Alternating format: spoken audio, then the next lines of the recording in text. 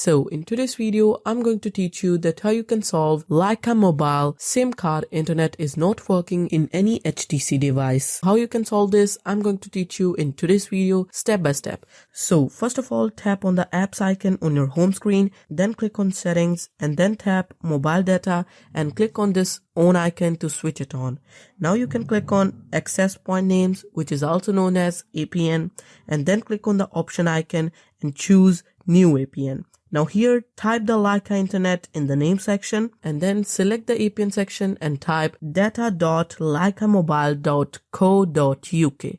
If you're living in United Kingdom, then it will be UK. If you're living in any other country, it will have their own country code. You can see on the screen and you can type according to your need. Then click OK and then select the username and type LMUK. Now here again, instead of UK, you need to type your own country code. You can see the list on the screen and then click OK. Now here select password and type plus and then click OK. Now here click on the option icon and press save. Now you can restart your Samsung device and your internet will start working.